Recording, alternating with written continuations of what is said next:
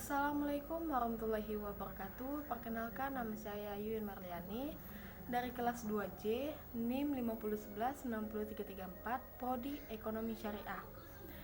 Berlangsungnya video ini, saya akan mencoba menjelaskan pertanyaan-pertanyaan yang telah diberikan oleh dosen saya, itu Pak Z.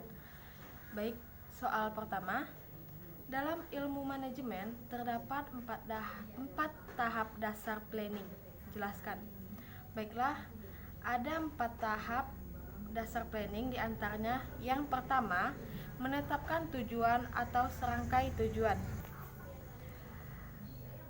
yaitu perencanaan dimulai dengan keputusan-keputusan tentang keinginan atau kebutuhan organisasi atau kelompok kerja. Tanpa rumusan tujuan yang jelas, organisasi akan menggunakan sumber dayanya tidak efektif.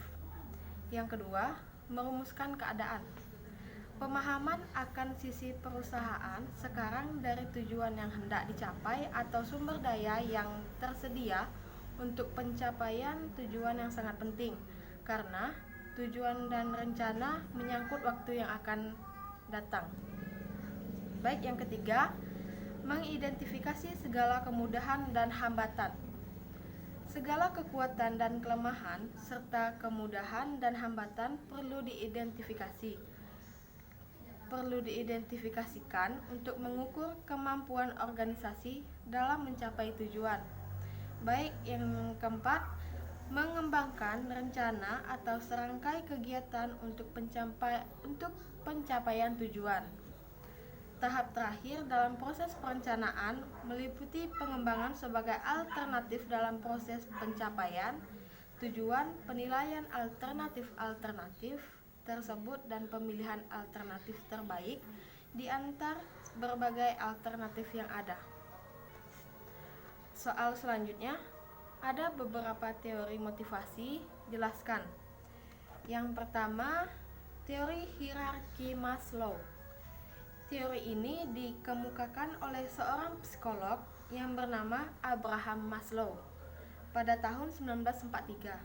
Teori ini mengemukakan 5 kehidupan manusia berdasarkan hierarkinya, yaitu mulai dari kebutuhan yang lebih tinggi. Hierarki kelima kebutuhan tersebut diantaranya yang pertama, kebutuhan fisiologis, yaitu kebutuhan makanan, minuman, udara, pakaian, dan lain-lain, merupakan kebutuhan yang paling mendasar. Yang kedua, kebutuhan keamanan, yaitu kebutuhan akan rasa keamanan. Yang ketiga, kebutuhan sosial, yaitu kebutuhan untuk dicintai dan mencintai. Yang keempat, kebutuhan penghargaan, memenuhi kebutuhan fisiologis, keamanan, dan sosial. Dan yang terakhir, kebutuhan aktualisasi diri adalah kebutuhan atau keinginan seseorang untuk memenuhi ambisi pribadinya. Yang selanjutnya, teori Aldefer. Pada tahun 1969, Clayton Aldefer mempublikasikan artikel tentang kebutuhan manusia yang berjudul An Empirical Test of a New Theory of Human Need. Teori ini menemukan 3 kebutuhan manusia. Yang pertama, kebutuhan eksistensi, yaitu kebutuhan akan pemenuhan faktor fisiologis dan materialistis, termasuk kebutuhan akan rasa aman. Dan yang kedua, kebutuhan hubungan. Kebutuhan hubungan ini yaitu kebutuhan untuk memiliki hubungan dengan orang lain. Dan yang ketiga, kebutuhan pertumbuhan, yaitu kebutuhan atau keinginan untuk bertumbuh dan mencapai potensi diri secara maksimal. Yang ketiga itu teori kebutuhan McClelland. Seorang psikologi Amerika Serikat yang bernama David McClelland mengemukakan hubungan antara kebutuhan, pencapaian afiliasi, dan kekuasaan pada akhir 1940-an. Dan yang keempat, teori motivator Herzberg. Friedrich adalah seorang psikologi Amerika Serikat yang mengemukakan teori motivator Herzberg. Teori tersebut didapat dari penelitian terhadap 203 akuntan dan teknisi di antara Pittsburgh. Teori motivator dikenal juga teori dua faktor, yaitu yang pertama, kepuasan bekerja, yaitu faktor yang berkaitan dengan pengakuan prestasi tanggung jawab yang memberikan kepuasan positif. Yang kedua, ketidakpuasan bekerja. Dan yang terakhir ada teori harapan Fromm.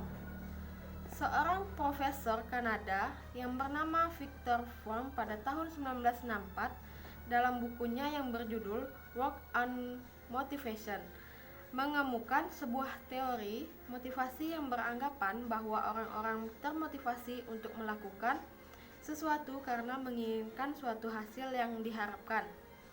Terdapat 3 konsep teori Fromm, yaitu yang pertama, harapan. Kepercayaan seseorang bahwa suatu usaha akan menghasilkan kinerja tertentu.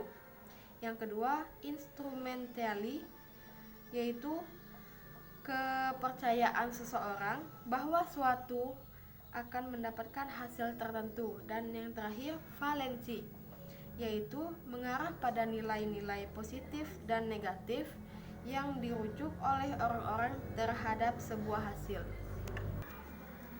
Soal terakhir, jika seandainya saudara adalah seorang kepala pemerintah atau motivasi yang pemerintah, apa motivasi yang Anda berikan dan sampaikan kepada staf di lingkup organisasi kerja maupun kepada seluruh masyarakat? Jelaskan.